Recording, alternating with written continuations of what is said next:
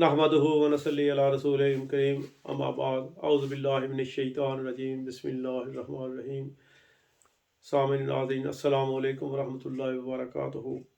आज हम आपको हुज़ूर नबी करीम सल्लल्लाहु अलैहि वसल्लम के अज़ीज़ खदीजतुल कुबरा रज़ी अल्लाह ताला अन्हा के निकाह के मतलब आगाह करेंगे।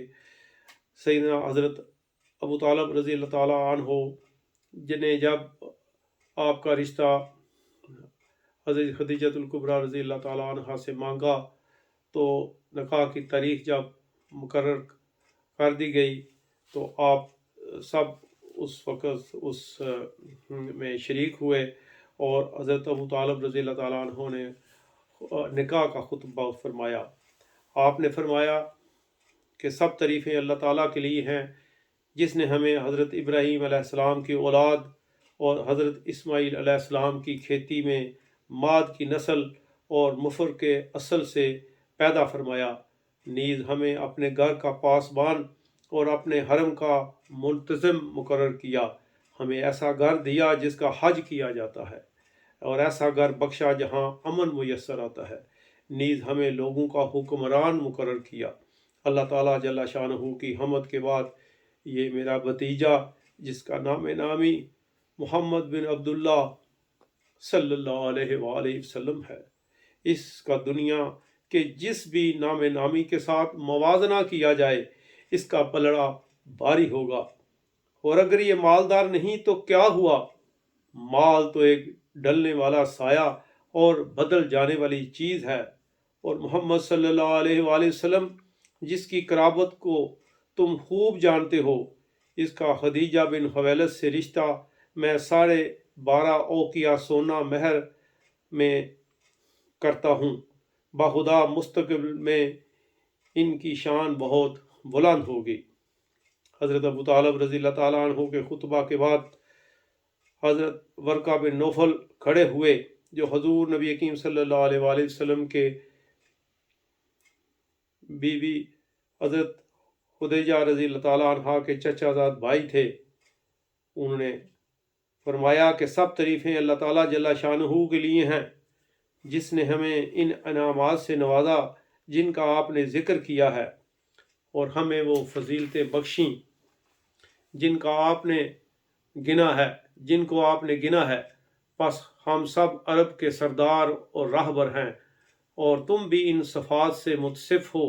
कबीला का कोई फ़र्द इसका इनकार नहीं कर सकता और कोई फ़र्द तुम्हारी फजीलत को रद्द नहीं कर सकता।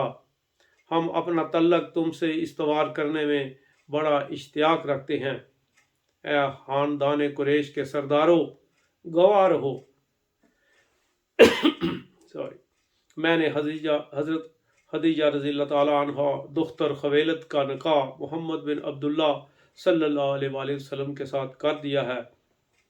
हज़रत अबू तालिब रज़ी अल्लाह ताला अन्हु ने फरमाया, इस कार खैर में मैं चाहता हूँ कि खदीजा के चचा भी शरीक हों। चनाचे हज़रत खदीजा के चचा बोले, ए कबाइल कुरैश, गवाह रहना, मैंने खदीजा बिन खवैलद का निकाह मोहम्मद बिन अब्दुल्ला सल्लल्लाहु अलैहि वसल्लम से कर दिया है। इस पर कुरैश के सरदार गवाह मुकर्रर हुए। ये आका दो जहां हजूर सल्लल्लाहु अलैहि वसल्लम की पहली शादी मुबारक थी। इस वक्त आप सल्लल्लाहु अलैहि वसल्लम की उम्र मुबारक सिर्फ 25 साल और हज़रत खदीजा रज़ी अल्लाह ताला अन्हा की उम्र 40 साल थी और आप 2 मरतबा बेवा हो चुकी थी।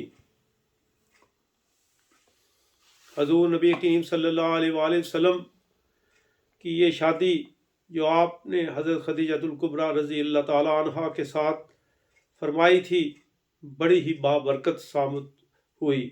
उम्मत मुसलमा को इससे बहुत ही फ़ायदा हुआ। हज़रत खदीजतुल कुबरा रज़ी अल्लाह ताला अन्हा ने अपना तन मन धन सब कुछ हजूर नबी करीम सल्लल्लाहु अलैहि वसल्लम पर कुर्बान कर दिया और हजूर अकरम सल्लल्लाहु अलैहि वसल्लम का दिले बेचैन जो बचपन से ही दर्द आशना हो चुका था,